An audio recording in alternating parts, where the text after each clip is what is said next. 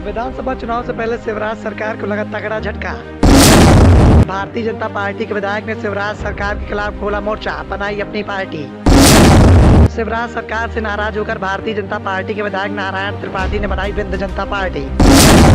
Party की गुटबाजी बन सकती है आगामी विधानसभा चुनाव में शिवराज सरकार की हार की वजह। मध्य प्रदेश में विधानसभा चुनाव होने को हैं, जिसके लिए कांग्रेस और भारतीय जनता पार्टी के द्वारा दिन ब दिन अपनी सियासी बिसात बिछाने की कवायद की जा रही है। एक तरफ कांग्रेस कर्नाटक की दमदार जीत का परचम मध्य प्रदेश में लहराने की बात कर रही है, तो दूसरी तरफ जिसके देखते हुए मध्य प्रदेश में कमलनाथ ने मजबूती से मोर्चा संभाल रखा है। शिवराज सरकार की खामियों पर लगातार कमलनाथ के द्वारा सरकार पर निशाना साधा जाता है। कर्नाटक में जीत के बाद कांग्रेस का खेमा उत्साह से भरा हुआ दिखाई दे रहा है, तो शिवराज सरकार अपने नेताओं की बगावत से लगातार परेशान दिखाई दे रही है। मध्य प्रदेश बीजेपी में पार्टी की गुटबाजी लगातार बीजेपी हाईकमान की मुसीबत का सबब बनी हुई है। चुनाव की करीबियों को देखते हुए शिवराज सरकार के विधायक ताश के पत्तों की तरह बिखरते जा रहे हैं।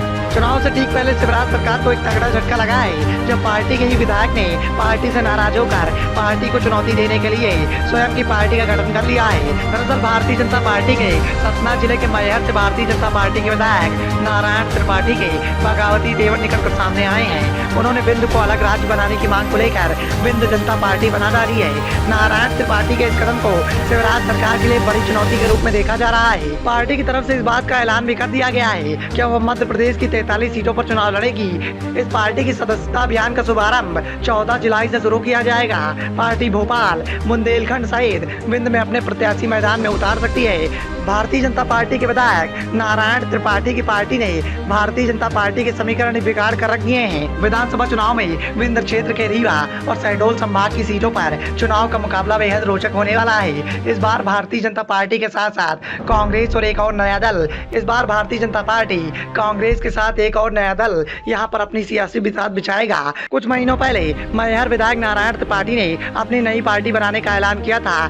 ये अटकलें पहले से ही लगाई जा रही थी कि अपने बगावती तेवरों की वजह से प्रदेश की राजनीति में हमेशा सुर्खियों में रहने वाले नारायण अपनी पार्टी को विधानसभा चुनाव में उतार सकते हैं। अब नारायण ने इन अटकलों पर मुहर लगा दी है। विधानसभा चुनाव के चलते पार्टी के सोशल मीडिया पर अपना अकाउंट भी जारी कर दिया है। विंध्य को अलग प्रदेश बनाने की मांग को लेकर यह पार्टी बनाई गई है। नारायण त्रिपाठी विंध्य क्षेत्र के काफी दबंग और मजबूत नेता माने जाते हैं और वो यहाँ से 4 बार के विधायक हैं। साल 2014 के लोकसभा चुनाव के समय वो कांग्रेस में थे।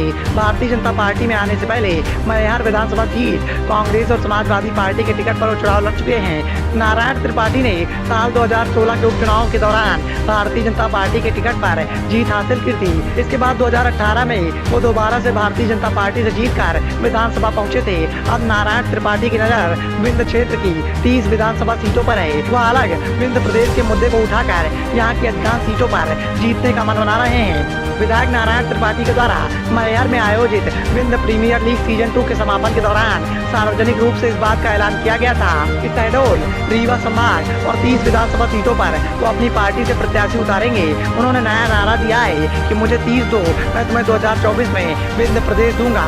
इसके लिए उन्होंने पार्टी का रजिस्ट्रेशन भी कराया है। इसके बाद विंध्य जनता पार्टी के प्रत्याशी भारतीय जनता पार्टी और कांग्रेस से मुकाबला करने के लिए मैदान में दिखाई देंगे।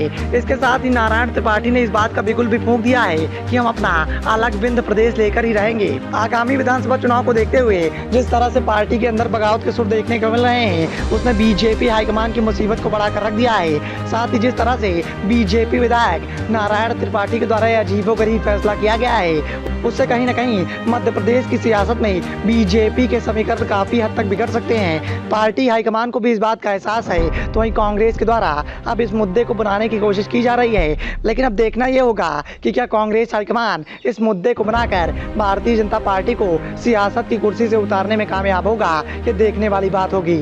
Report the noise of India.